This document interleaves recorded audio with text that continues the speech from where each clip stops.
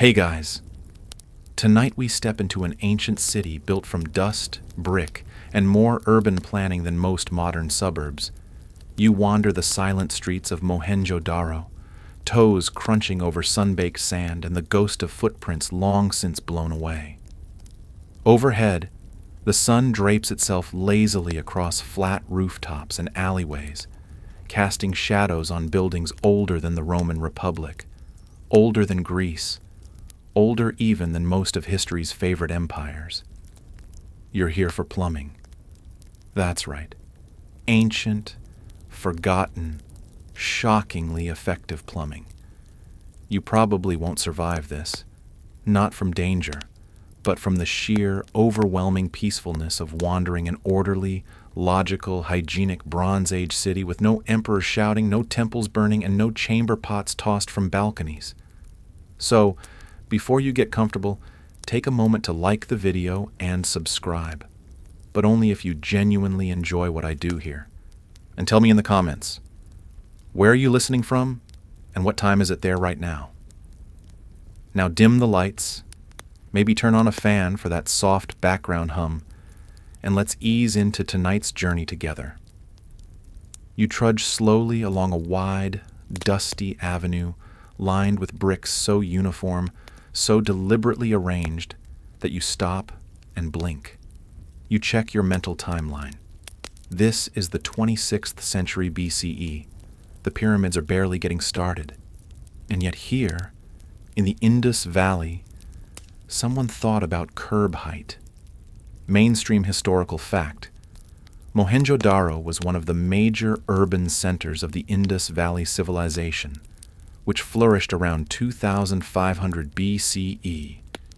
It had a population likely in the tens of thousands, and a grid layout with streets, homes, public buildings, and an astonishing sanitation system. You pass right over a stone-lined drain, covered with brick slabs like a makeshift sidewalk. It runs underfoot, perfectly aligned with the street, sloping ever so slightly toward a point you can't yet see. You lean over to peek.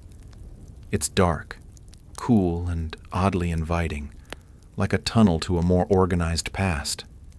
A man in modern clothes, an archaeologist, let's say, wearing khaki pants and a slightly sunburned expression, once called this a Bronze Age New York City sewer.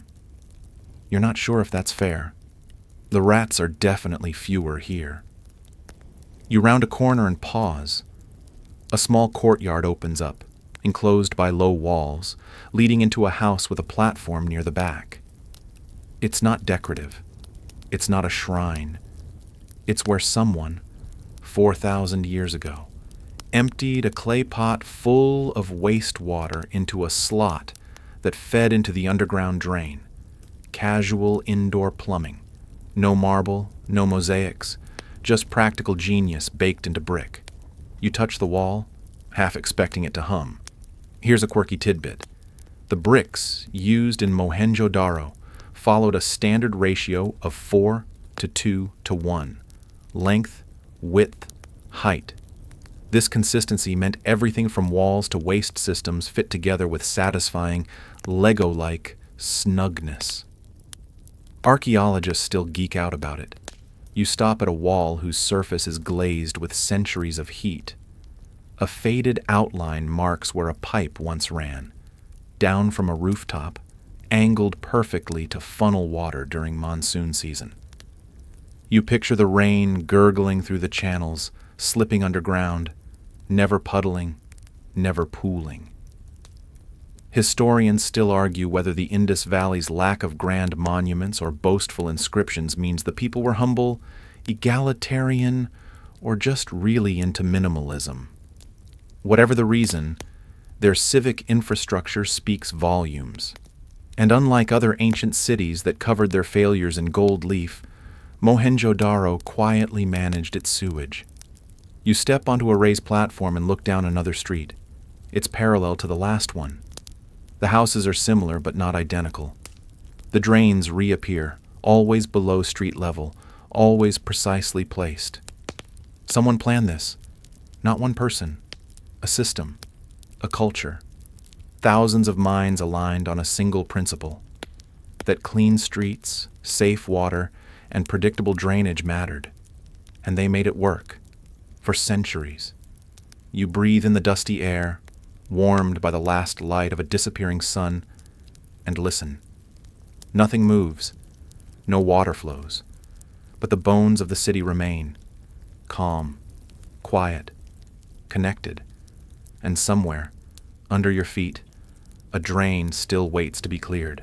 You take a slow left past a sun-bleached column that might have once supported a roof or simply framed a view of someone's breakfast courtyard.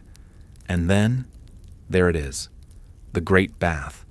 Not a bath in the modern sense, no jets, no tiny soaps, no judgmental hotel towels. Just a rectangle of baked brick lined with bitumen, sunken in the middle of a raised courtyard, surrounded by colonnaded rooms and stairways designed for ceremonial soaking. You peer down into the empty pool. It's about the size of a large living room, with steps descending on two sides. No mosaic dolphins, no marble satyrs, just clean lines, brick perfection, and the echo of a civilization that took water management very, very seriously. A mainstream historical fact. The Great Bath of Mohenjo-daro is one of the oldest public water tanks in the world. Archaeologists believe it was used for ritual bathing, given its location in a complex that might have served administrative or religious functions. And it's waterproofed with bitumen, a sticky, tar-like substance used to seal against leaks, long before bathroom caulk was invented. You sit on the edge of the bath. The bricks are warm. The air is still. You imagine people walking in with clay jars, pouring water, lighting lamps, saying quiet words. Not loud priests or booming oracles, just gentle cleansing, like washing your hands before dinner, but spiritually. One quirky tidbit: the bath had an actual drainage system. A covered brick drain ran from one corner, leading wastewater away into the main sewer line. That's right. This wasn't a standing puddle. It was a plumbed, sloped, probably scrubbed facility with exit strategy built in. Your apartment complex might still be catching up. Historians still argue whether the bath was truly religious or just very nice. Was it for the priestly class? The general public? A very organized group of swimmers? No one knows. But someone definitely made sure water could enter and exit without drama. You trace your fingers along a channel near the steps. It's narrow, shaped like a forgotten aqueduct for ants, sloping perfectly toward the exit drain. Not a drop wasted. Not a spill left unsupervised. You picture the scene as it once was. Early morning mist, the smell of clay and incense, bare feet on smooth brick. A cue, perhaps. Mild chatter. Someone reminding the others not to splash. A faint splash anyway. Around the perimeter, the small chambers might have been changing rooms or storage spaces. Stone cubbies for sandals, robes, maybe even a clay jug labeled property of the high soaker. You peek into one.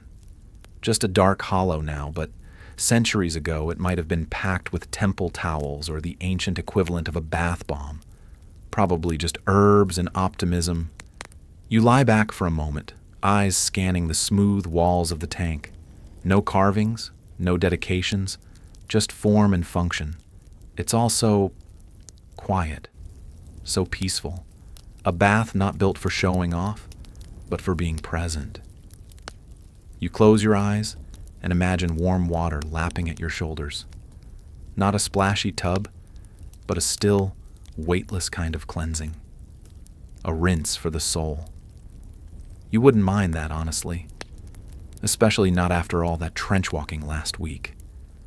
A breeze kicks up, swirling fine grit across the floor. You rise, brushing brick dust from your knees. The bath is empty now, just like it's been for thousands of years. But the shape remains. The idea remains. A city that carved out space, not for war, not for tribute, but for bathing, and built it better than most places would for centuries. You step away quietly. Behind you, the great bath continues to not leak. You leave the calm of the great bath and head deeper into the neighborhood, the sort of word that feels modern until you realize that people have always just wanted a place to put their jars, raise their kids, and occasionally complain about the weather. The street narrows, flanked by high brick walls, each house built from that same reddish-baked clay that seems to radiate a low, steady warmth. And then it hits you. Every house has a drain. You pause, squinting at one modest doorway. Just inside the threshold, a sloped channel dips gently downward, guiding wastewater out the back toward the street. Not fancy, not flashy, just smart. A mainstream historical fact. In Mohenjo-daro, even ordinary homes were equipped with drains connected to a broader municipal sewer system. Some had private wells. Many had bathing platforms. These weren't palaces. These were average dwellings, built with an understanding that sanitation mattered. You step inside one of these homes, or what remains of it. The floor plan is open, rectangular. There's a raised platform in one corner, perhaps for sleeping or eating. In the opposite corner, a shallow basin and a hole in the wall. It's not a mystery. It's plumbing. The drain is lined with brick, fitted tightly, angled perfectly toward the street system. You drop a pebble into it. It rolls smoothly down, disappears. A quiet miracle of gravity and geometry. Here's your quirky tidbit. Some drains had removable brick covers, early manhole covers essentially. So if there was a clog, you could lift a slab and clear the channel. That means not only did the Indus Valley people invent the household drain, but they also invented the plumbing emergency. You trace the path of the water, rain, dishwater, maybe laundry rinse, from basin to channel to street drain, down into the dark, tiled arteries beneath the city. All built without steel, without concrete, without YouTube tutorials. Historians still argue how widespread these household systems were, whether every home had access or just most. But the layout suggests a kind of quiet egalitarianism. Sanitation wasn't just for the elite, it was for everyone. Because cleanliness wasn't a luxury, it was a standard. You peek out the doorway and see the same layout again and again. Modest homes, similar size, similar features, each with its own link to the city's veins. It feels oddly modern, like someone left a blueprint for the future and forgot to sign it. And you wonder, did people argue over clogged drains? Did they complain about smells? Did they send messages to the city planner with very polite bricks? You stand still for a moment and just listen. Not to the city, because it's silent now, but to the faint murmur of intelligence, logic, and care that echo through these bricks. These homes were lived in, cleaned, maintained, loved. A child once washed their hands in that basin. A woman once filled a jar to scrub a floor. A man once peered into that very same drain, muttered something ancient and equivalent to, "Why won't it flush?" and fetched a stick. It's hard not to feel a bit of awe. You step out onto the street, and your foot nudges another drain. This one slightly larger, running parallel to the walkway. The street itself is sloped to guide runoff away from the living spaces. Even the curbs are deliberate. You feel like you're walking through the footnotes of a genius civilization that quietly solved problems most of the world ignored until the 1800s. You crouch and peer into the opening. It's dark, narrow, but not neglected. You half expect a bricklayer from 2500 BCE to tap you on the shoulder and say, "Yes, it still works." And you'd believe him. You rise, dust off your knees, and walk on.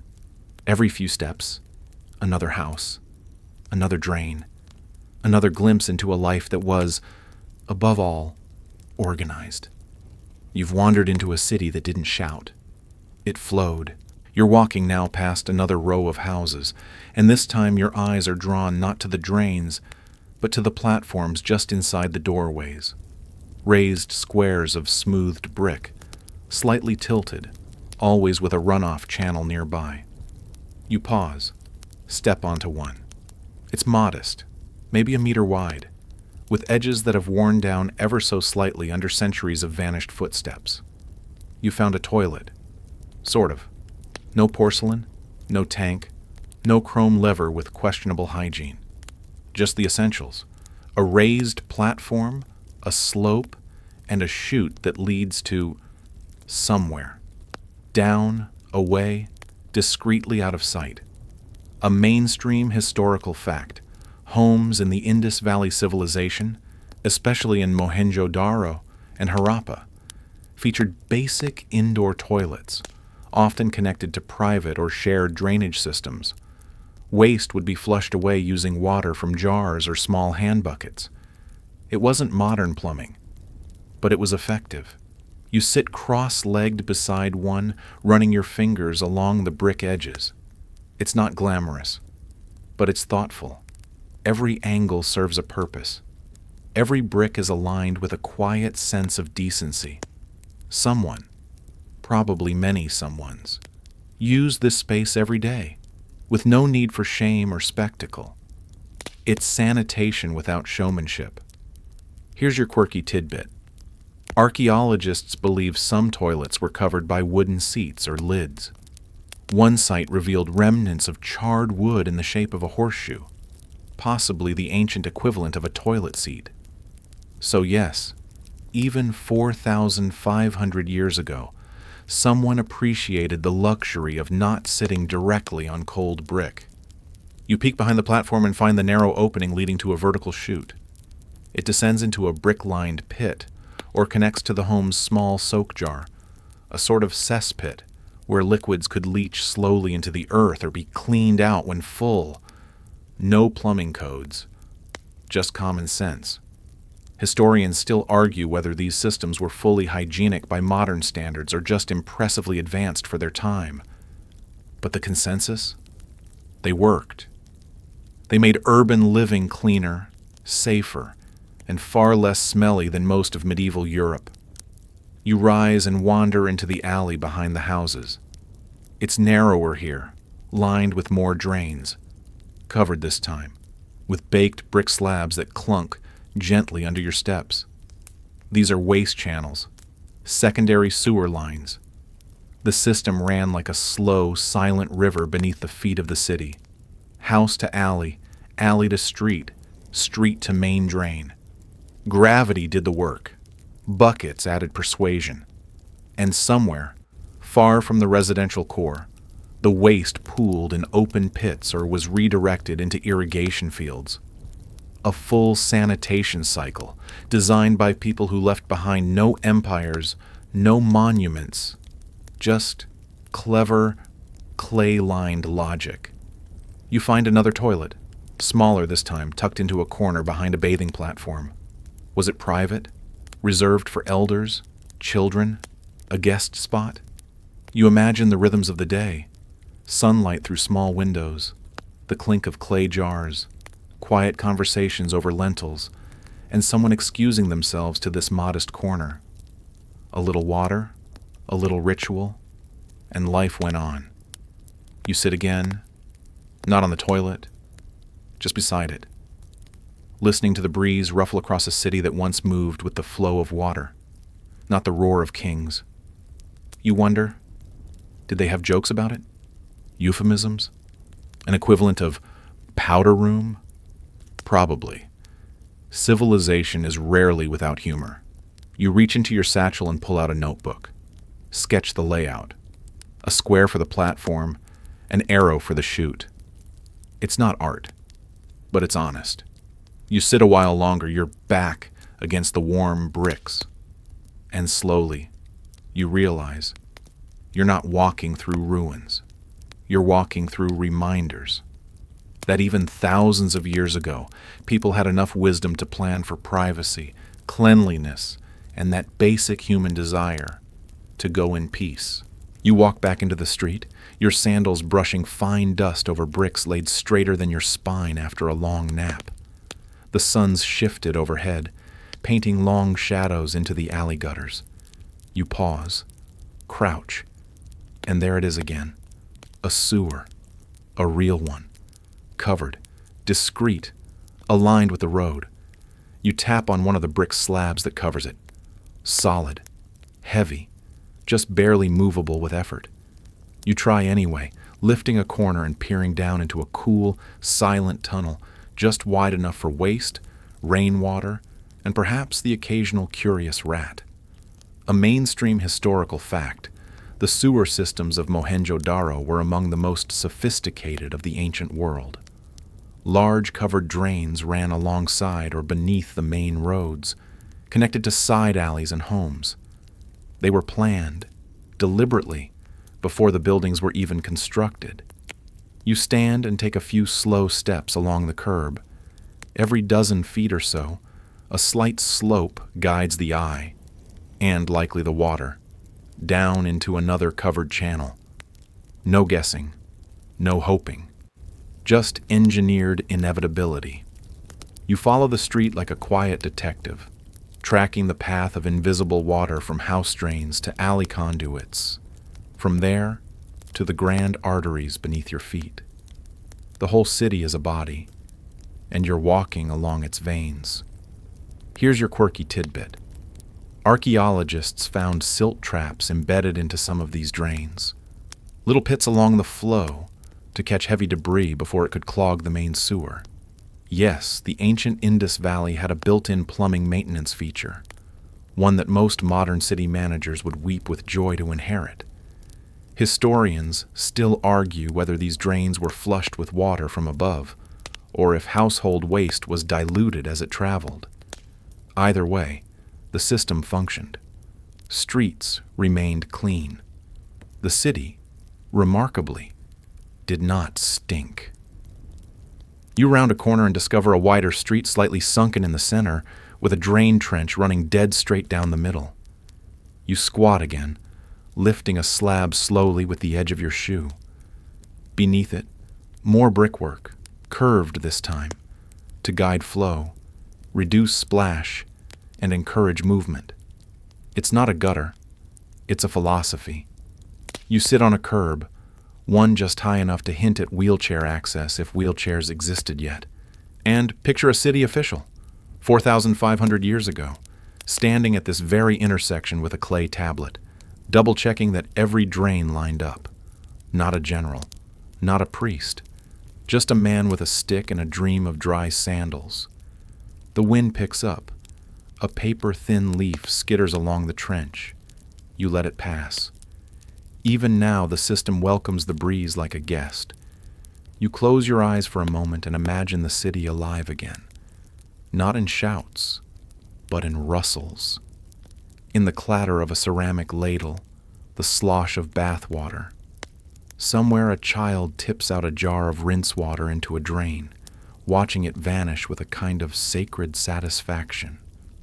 You open your eyes, step carefully over the next grate, and keep walking. You reach what might have been a plaza, a wide square with multiple drains feeding into a central runoff path.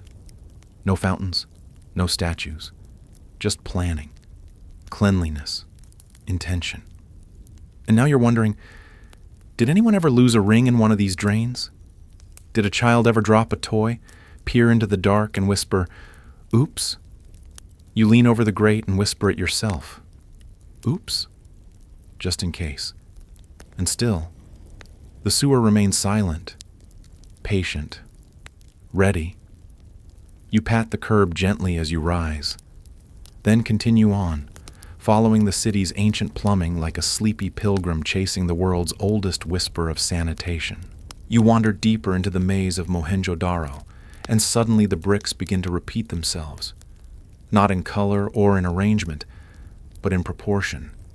Every wall, every platform, Every single drain cover you pass seems measured with the same ruler, like the whole city was laid out by a group of obsessively consistent bricklayers on a very long shift. You kneel beside a fragment of wall, just 4 courses high, still holding its line after thousands of years. You pull out your notebook and scribble down the rough dimensions. 4 inches thick, twice as long, half as high. You measure 3 more. All the same, you're staring at standardization, a mainstream historical fact. The bricks used throughout the Indus Valley Civilization followed a consistent ratio, typically 4 to 2 to 1, across cities, homes, baths, drains, and even platforms. This uniformity suggests centralized planning and a sophisticated grasp of modular architecture. You tap your fingers against the wall and hum softly. Each beat echoes evenly. No warps, no wobbles. The people who built this city didn't just know how to stack things. They knew how to repeat, regulate, and replicate. 3 things that most empires struggle to master even with marble and marble-funded bureaucrats. You stand, stretch, and walk toward what appears to be another neighborhood. Different layout, same bricks. You pass by a pile of tumbled walls. Earthquakes, time, maybe the careless foot of a curious archaeologist. Even the collapsed parts fall in predictable ratios. You smile. There's something oddly comforting in that. Here's your quirky tidbit. Some of the bricks from these ruins have been tested for composition and were found to have near-identical clay-to-silt ratios across cities separated by hundreds of miles. It's as if there was a manual, or at least a very persistent architect with a chisel and strong opinions. Historians still debate whether this level of standardization implies centralized governance, a cultural consensus, or a kind of shared urban religion of thou shalt build everything to spec.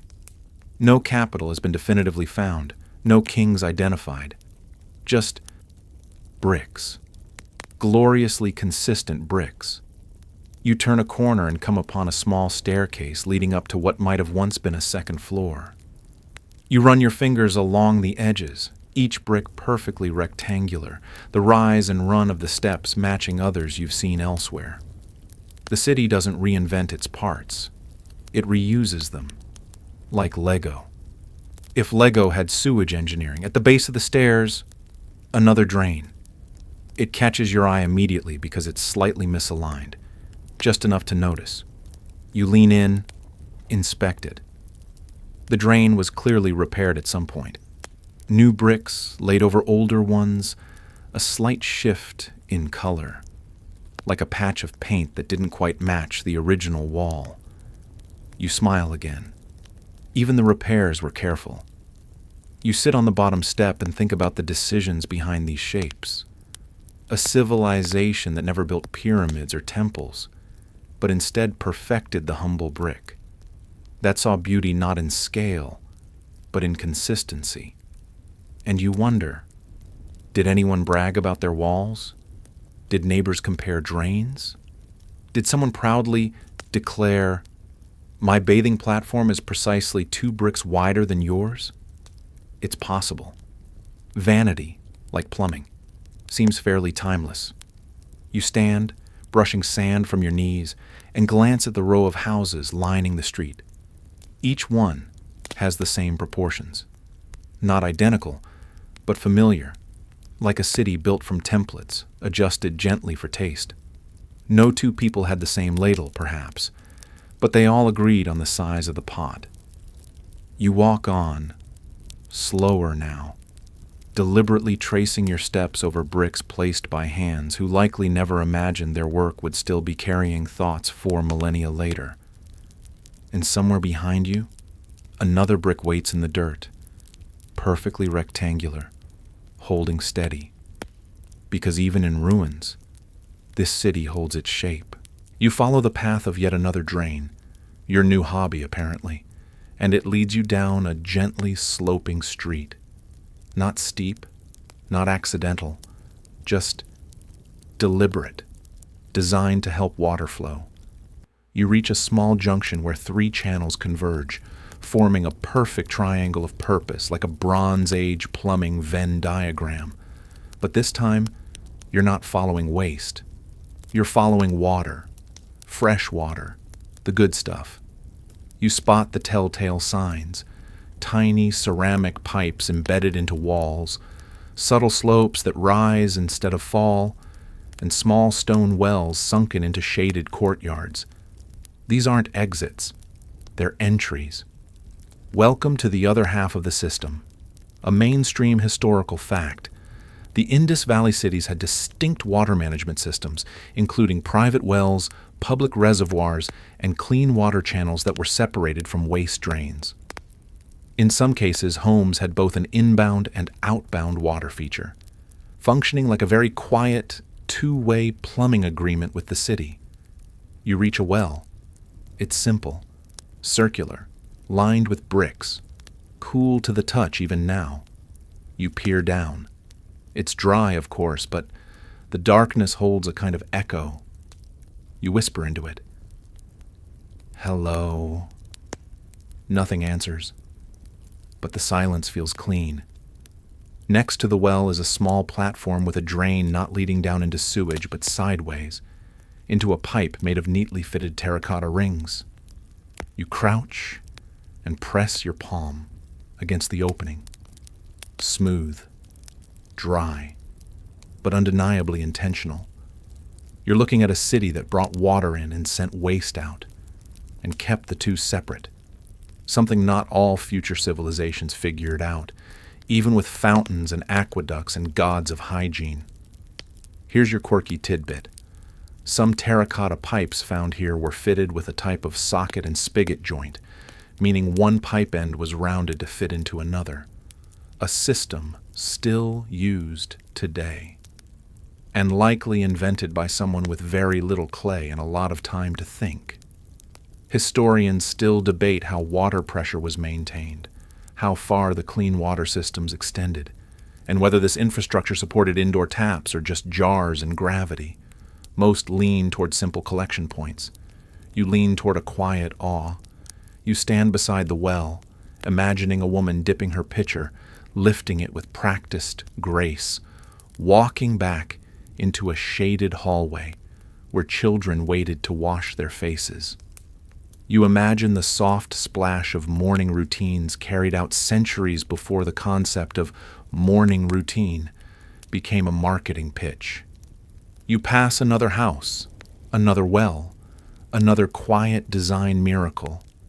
One has steps carved into the ground beside the water source, small, deliberate footholds that suggest a short person, or maybe just a very cautious one. Safety first, even when fetching water. Further down the lane, a large courtyard opens before you. In the center, a rectangular basin, shallow, wide, with a lip carved for overflow. You recognize it instantly. This is where clean water met public use. Laundry? Likely. Ritual washing? Possibly. Kids splashing each other? Definitely. You sit on the rim of the basin, brush away some sand, and spot the drain again. Always the drain. In the far corner, a gently sloped exit that allowed for overflow to leave gracefully, not flood the neighbors. This was not a city of excess. This was a city of thoughtful management, of gradients and gradients of gradients, of what happens after the water leaves the jar. You breathe in the hot air. The sun has reached its peak now, and the bricks begin to radiate heat back up. You stand and let your shadow stretch across the basin. It points toward a line of homes, each with its own water source, its own exit pipe, its own whisper of self-sufficiency. The city didn't just move water. It respected it, channeled it, shared it, removed it when it no longer served a purpose. You run your hand along the inside of a terracotta pipe fragment lodged in the earth. It's still smooth, still shaped like it knows what to do. And maybe that's the whole story here. Not gods, not generals, just good water design. And that's enough. You wander now into a quieter quarter of the city, if that's even possible in a place that hasn't made a sound in 4 millennia. The buildings here are lower, the streets narrower, and the air somehow even more still. The ground beneath your feet shifts subtly, and suddenly you're walking atop what was once a community bathhouse or shared hygiene area.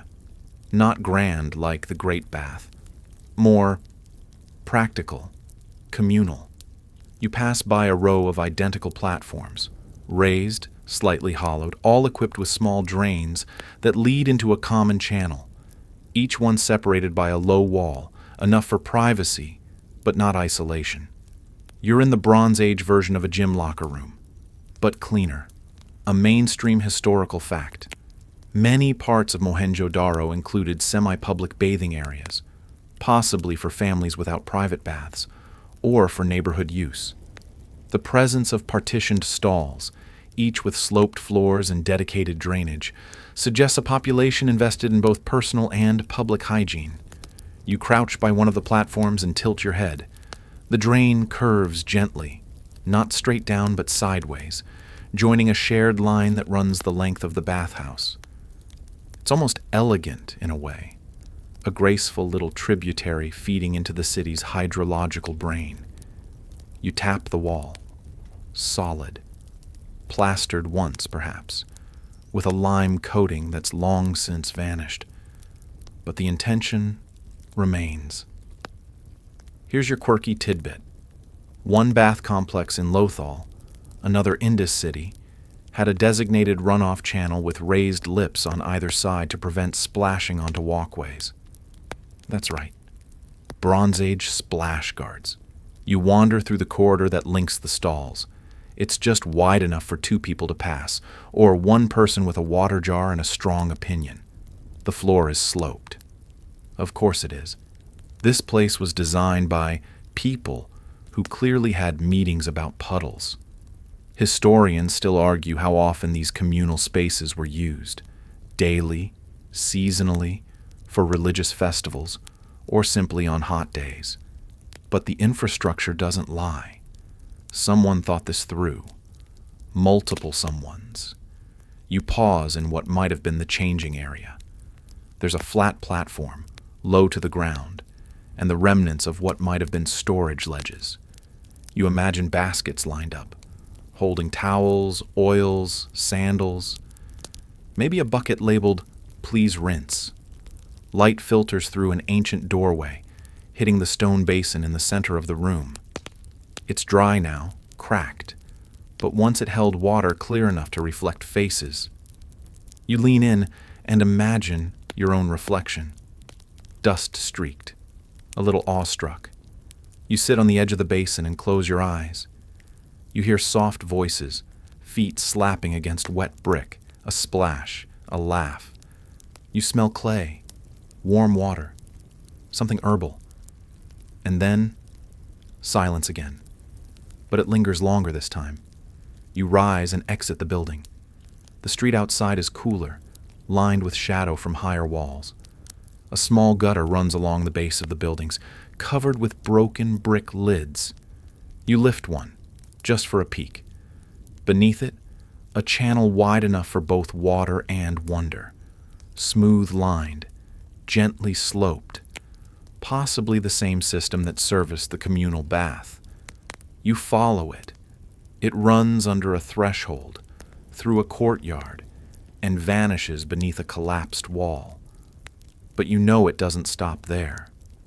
Somewhere ahead, it joins the street drain, which joins the main artery, which joins the idea that cleanliness was not just personal. It was civic. The Indus people didn't separate the self from the city. They cleaned together. They washed as a neighborhood. They channeled waste not to hide it, but to manage it. You turn a final corner and find a shaded alcove with what might be a foot washing station, or just a place to sit and listen. You sit and listen, and think about how a city built from quiet cooperation still hums, softly, through every covered drain. You're tracing bricks again. Your hand follows the gentle slope of a covered gutter, fingertips brushing over centuries of silence. And then, quite suddenly, you pause. Not because of what you see, but what you don't. There's no inscription, no statue, no deity etched into the wall scolding you about purity or sin or plumbing etiquette. Just bricks, laid in calm order, flowing from house to street like a hymn without lyrics. You're standing in the middle of a sacred mystery. How did these people achieve such cleanliness without invoking divine wrath? A mainstream historical fact. The Indus Valley Civilization had remarkably advanced sanitation systems, drains, toilets, bathing areas, all with no obvious religious framework attached to purity or filth. Unlike neighboring civilizations in Mesopotamia or later South Asia, there's no clear indication that excrement was ritually taboo or that bathing had to happen in specific religious contexts. You stand in a modest side alley surrounded by the invisible infrastructure of daily life.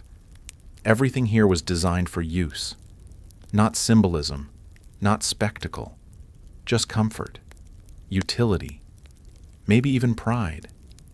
You wonder, did they sing songs about their drains? Compose poems about their wells? Probably not. But someone definitely cared about keeping their socks dry, if they had socks. Here's your quirky tidbit.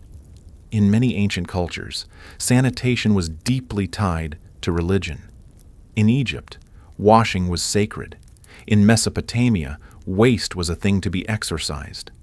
But the Indus Valley, they just handled it, as if human needs were not shameful, just part of the civic flow. Historians still argue whether the absence of religious iconography tied to cleanliness suggests a secular bureaucracy, a lost set of rituals, or simply a cultural mindset where personal and public hygiene were too obvious to spiritualize. You sit beside a bath platform, the same kind you've now seen dozens of times. Everyone slightly different, yet always linked to the same thoughtful system. There's no carved plaque that says, "Blessed be those who wash behind the ears." Just function, form, quiet repetition. You think about the idea of purity, not spiritual but structural. In this city, cleanliness isn't divine. It's daily. It's designed. The pipes don't judge. The drains don't discriminate. They simply work. You picture a child learning to pour water from a clay jug, watching it swirl down the spout, and being told not to waste a drop. Not because it's holy, but because it's precious. Logical, practical, woven into life. You walk toward another street crossing where the drains form an elegant X. 4 directions of flow. No central shrine, just elegant convergence, like a philosophy built on clay. There's a patch of wall nearby with some faded marks, maybe symbols, maybe just weather scars. You lean in, hoping for a clue, but all you find is more brick, more silence. You wonder again, who planned all this? Was there a council of builders? Did someone hold a stick, point at blueprints and say, "No, that drain curve's too much"? Did they laugh when it finally worked? You step back, look at the city as a whole. There are no temples towering over this skyline. No ziggurats, no pyramids, just low roofs, thoughtful alleys, bathing platforms and sewer lids, a civilization built not on monuments, but on how to not step in yesterday's bathwater. You smile, because this is a kind of reverence too. Not loud, not carved, just clean. You reach the edge of the city, where the bricks thin out and the weeds begin to nibble at the past. But before you wander too far into the wild, you pause and turn your gaze to the west. Not spiritually, not symbolically, just westward, toward the lands of Sumer and Akkad, toward Ur and Babylon, toward toward mud brick cities with ambition and sewage issues. Time for a brief detour. A mainstream historical fact. While Mesopotamia is often praised as the cradle of civilization, its urban planning and sanitation systems were notably messier than those of the Indus Valley. Cities like Uruk and Babylon had grand temples and towering ziggurats, but their streets were often narrow, their waste systems patchy at best, and their understanding of hygiene, let's say, optimistic. You conjure the image of a Sumerian street, winding, cramped, lined with houses whose back doors emptied directly into open gutters. Waste flowed, or didn't, through shallow ditches, often pooling, often offending. Clay tablets from the period complain about the smell, and this is from people used to sheep. You picture a priest in Ur, carefully reciting hymns to Enki while stepping over a puddle of yesterday's news. Contrast that with Mohenjo-daro, where the worst you've stepped in so far is the echo of efficient drainage. Historians still argue whether the Mesopotamians lacked the technical means or just the civic momentum to design better sewage. They had aqueducts, they had canal systems, but urban cleanliness? Less consistent, less considerate. Here's your quirky tidbit. In Babylon, some toilets were nothing more than ceramic pots set above brick shafts, sometimes reused for decades, often emptied manually. Occasionally they collapsed, leading to what can only be described as a very literal fall from grace. You turn back toward the Indus city. It didn't have massive temples, but it had streets that drained. No kings chiseled their faces into cliffs, but everyone knew where the clean water was. It was a place where the smallest details, brick sizes, slope angles, drain placements, were treated with the seriousness of statecraft. You sit on a worn stone just outside the city's edge. To your left, the remains of a small bathhouse. To your right, what's likely the start of an irrigation canal, now dry and swallowed by time. You think about the difference between greatness and goodness. Mesopotamia built for the gods, the Indus Valley built for the people. No street here was named after a ruler, but every street, every wall, every curve of the sewer spoke of quiet, collective care. You rise, brushing off the dust, turn your feet back toward the heart of the city. It welcomes you without fanfare. No statues, just curbs, just drains, just a civilization that took its shoes off before tracking mud through the timeline of human achievement. You're walking downhill now, following a wide avenue that seems, from every angle, to have been designed first for function, then for anything else. The stones beneath your feet have been worn smooth, not from erosion, but from repetition. These streets didn't just happen. They were laid, deliberately, with something unusual in mind: drainage. The buildings on either side lean in as if curious about where the water goes. And you, like the archaeologists before you, follow the slope, follow the drains, follow the gentle logic of a city that thought its streets through. A mainstream historical fact. Mohenjo-daro and Harappa both exhibited early examples of formal city planning. Gridded layouts, consistent road widths, and major avenues that aligned with the cardinal directions. But unlike later cities designed around temples or palaces, these were designed above all for water movement. You pass an intersection and pause. There's a subtle dip in the center where multiple drains converge. You can imagine it. Rainwater sluicing down the brick-lined streets, guided not by accident, but by intention.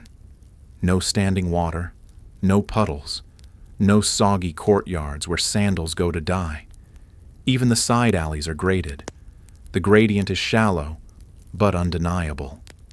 You test it with a handful of sand and watch the grains trickle downhill, following ancient civil engineering. Here's your quirky tidbit. Some intersections in Mohenjo-daro featured stepped brick covers, modular caps that could be lifted for cleaning. They weren't just there to cover the drains, but to let someone, maybe a teenager on punishment duty, poke around with a stick if things got clogged. You crouch to inspect one of the covers. It's heavy, stable, fits like it was made yesterday. No wobble, no cracks. Just the pleasing solidity of 4,000-year-old infrastructure.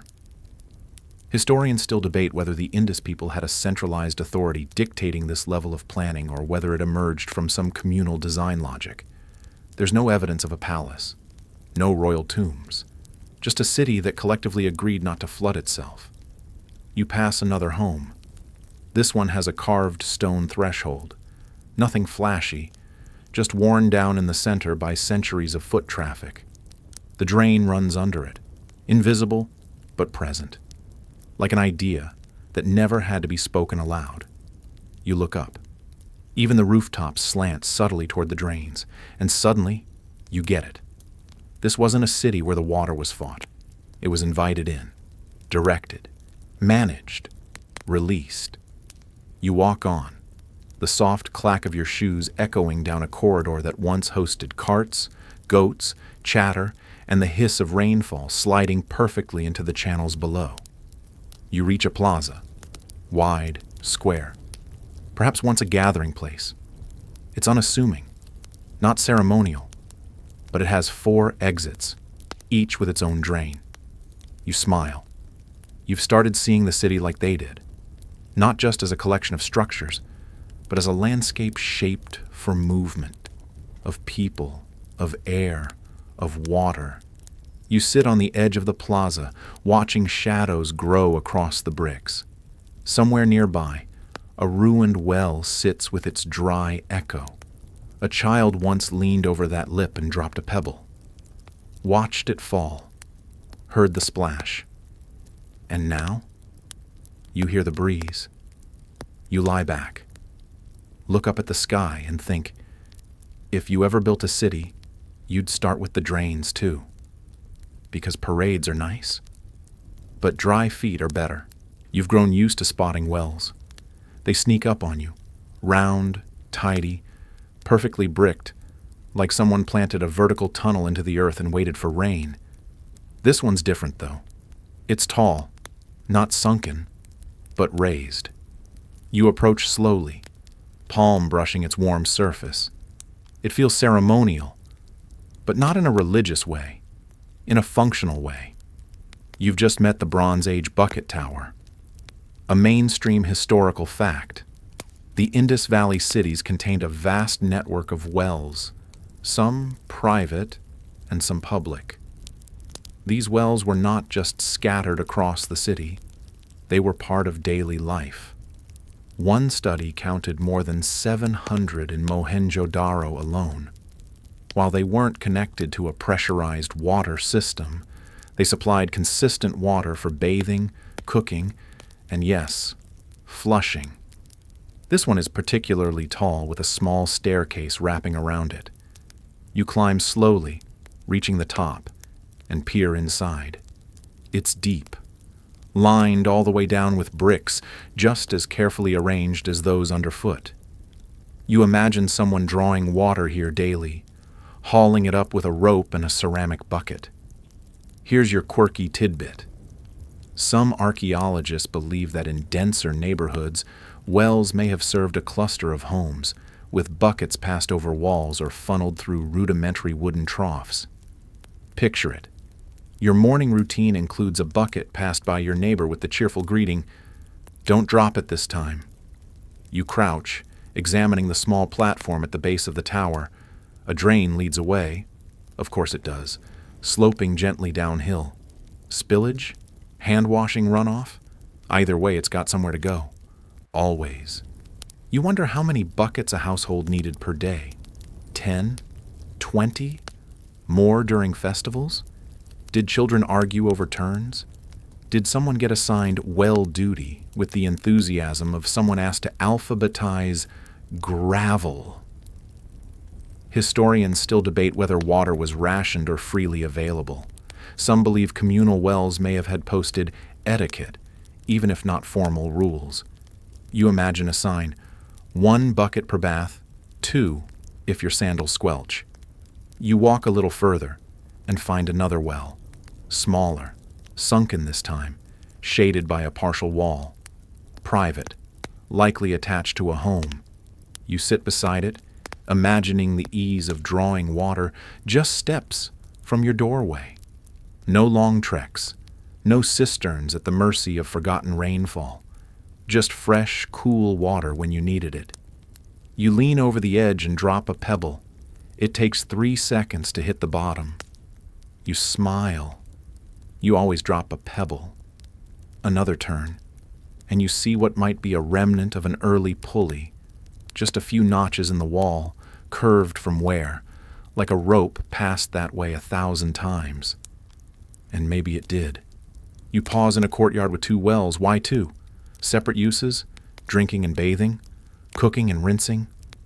You scratch your head, then remember your own modern sink with its hot and cold knobs. Maybe this was the ancient version of a dual-function faucet. And, deep down, someone here definitely had a favorite well. You trail your hand along the stone lip and head back into the narrower lanes. A girl once carried water in each arm down this path. A boy once tripped and spilled a whole jug. Someone once laughed or swore. Probably both. You reach another tower, shorter, tucked near a wall that once marked the edge of something important. And there again, a drain. Water management in, water management out. A quiet choreography. Buckets and basins, jars and splash stones. You sit down again, this time with your back to the bricks, eyes closed. You hear the rhythmic pull of the rope, the splash, the faint creak of the bucket swinging, the soft pad of feet on warm stone, and the quiet, unshakable certainty of water, moving through a city that knew how to respect it. You round another familiar corner. Familiar not because you've seen this exact spot before, but because everything here follows the same quiet logic. If people lived here, they must have needed water, and if they needed water, they needed a way to manage what came after it. This time, though, you stumble upon something different, broader, lower, etched with wear in all the right places. Laundry day. Not your laundry day, thankfully, but someone's, thousands of years ago. You step into a large stone basin, rectangular, sunken slightly, with gently sloped sides and smooth, weathered brick underfoot. Around the edges, little knee-high platforms, washing ledges. A mainstream historical fact. Several large basins have been unearthed in Indus Valley cities, wide enough to suggest communal use, and always near drain systems. While some may have served for ceremonial purposes, many show signs of repeated water exposure, detergent-like residue, and patterns of abrasion that hint strongly at laundering activities. You crouch near the edge. There are 3 drains, evenly spaced, all leading into a channel that disappears beneath the walkway. You imagine soapy water sluicing down, and the satisfying slap of cloth hitting wet stone. The basin doesn't speak, but it echoes. Here's your quirky tidbit. Traces of plant ash and saponins, naturally occurring soap-like chemicals, have been found in some of these basins. That means someone figured out suds long before shampoo commercials, probably without needing a jingle. You imagine the scene. Early morning, sun just rising, shadows still soft. A row of people, women, maybe, or children, kneeling beside the basin, sleeves rolled, chatting quietly as they scrub tunics and blankets and mystery fabrics made from who knows what. Someone hums. Someone flicks a splash of water in jest. Someone sighs. There are no inscriptions about this, no scrolls extolling the virtues of detergent. But this basin held a different kind of story, domestic life. chores, clean socks, if socks were a thing. You run your hand along the lip of the basin. The edge is worn smooth by time and touch, like 1,000 elbows rested there while scrubbing out a stain or wringing out a tunic. There's no monument for this, no plaque, just the shape of use. You look up and see smaller basins nearby, circular ones, shallow, maybe for rinsing, maybe personal wash basins, a sort of pre-wash station for particularly adventurous stains. You walk between them like you're in an ancient laundromat, absent of coins, but full of dignity. Historians still debate how these spaces were organized. Was laundry done communally? Was it seasonal? Did people bring their own buckets or borrow from neighbors? No one knows for sure. But the infrastructure doesn't lie. These were active spaces. A street nearby slopes gently toward a channel, and you follow the faint glisten of mineral residue, traces of water flow, rain, runoff, or just centuries of rinse and repeat. Either way, it flowed downhill, because of course it did. You settle on a step. It's low and warm. You imagine folding a blanket here, letting it dry under the afternoon sun, the scent of soap root and sun-baked cloth wafting lazily across the alley. One wall has a patch of discoloration, too high for foot traffic, too low for ornamentation. Maybe water once splashed here. Maybe someone leaned a bucket here for years. It's the kind of mark that only time makes. You lie back for a moment, arms folded under your head, and think, of all the ancient cities, this one feels the least interested in conquest and the most interested in rinsing vegetables and having fresh linens. No murals, just mop buckets.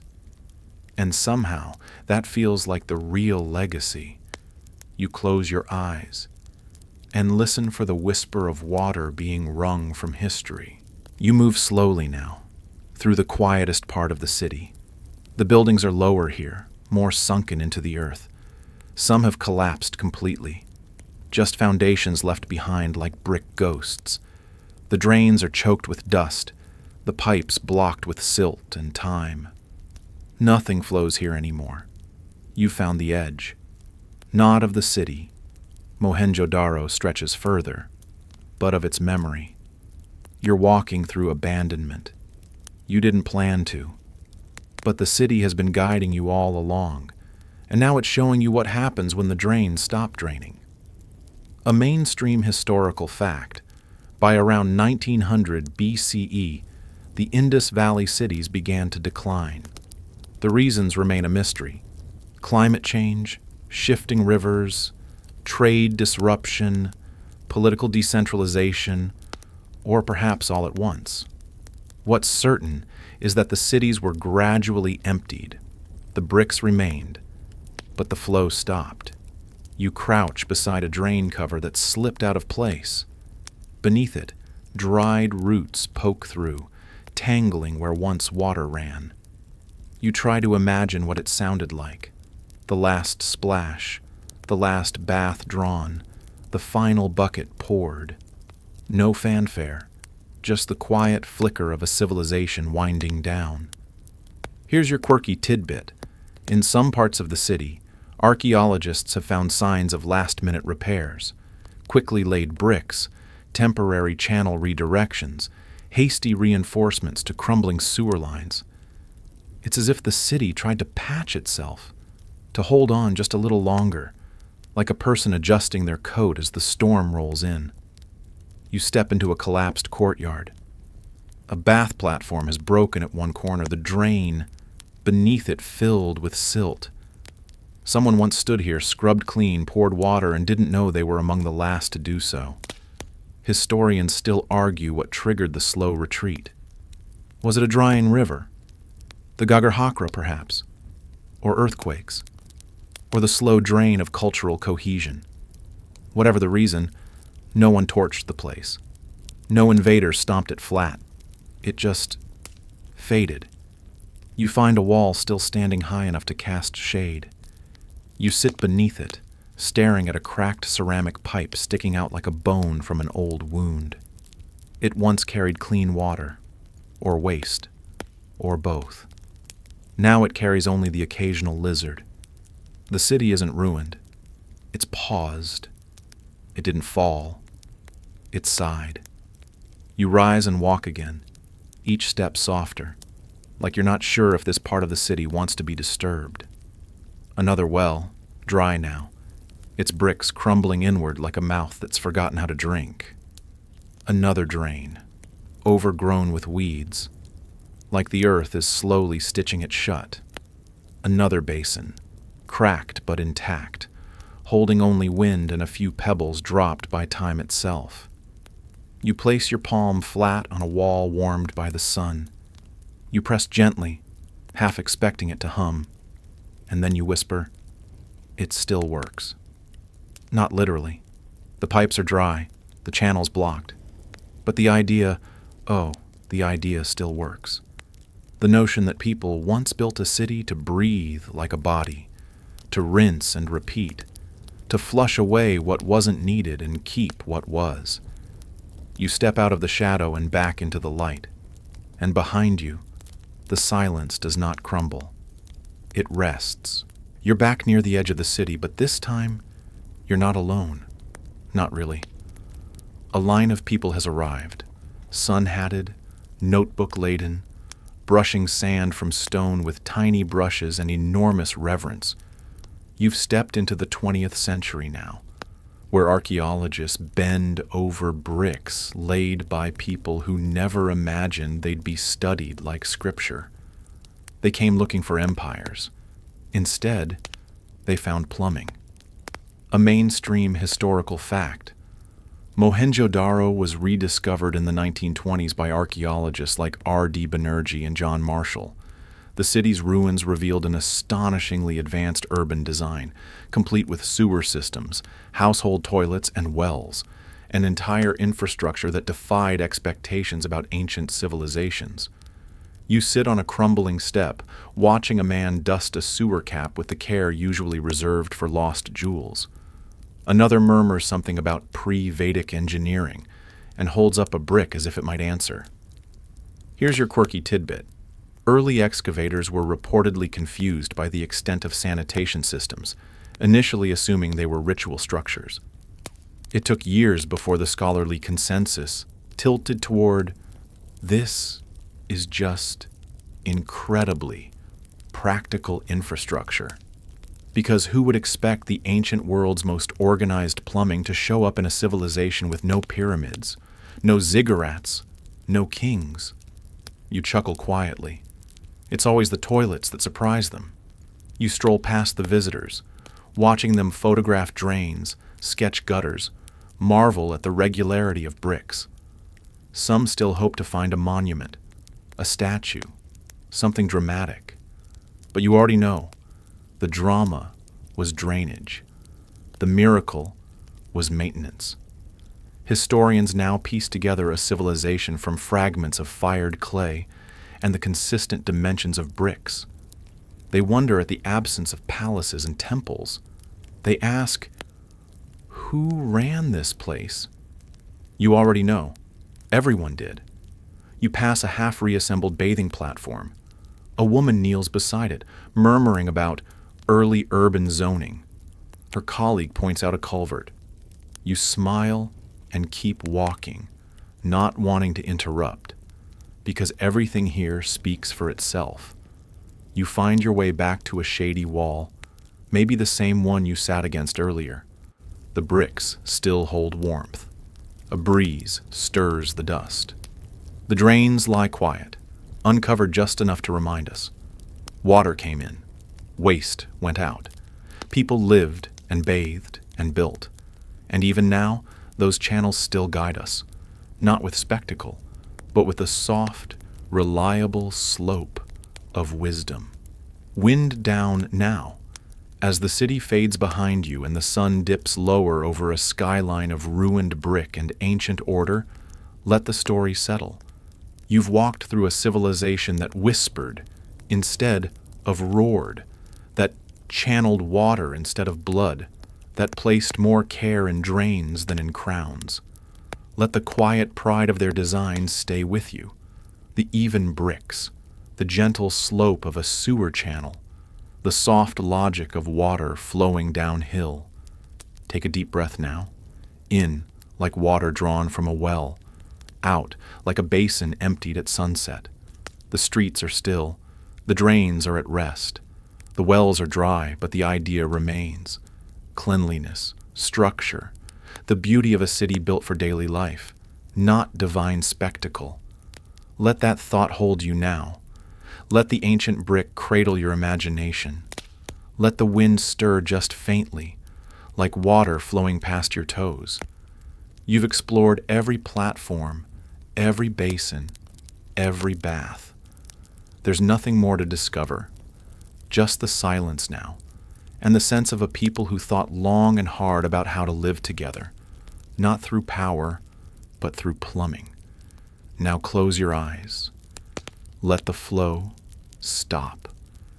Let the city breathe once more. Now, dim the lights and sleep well. End of script. Sweet dreams.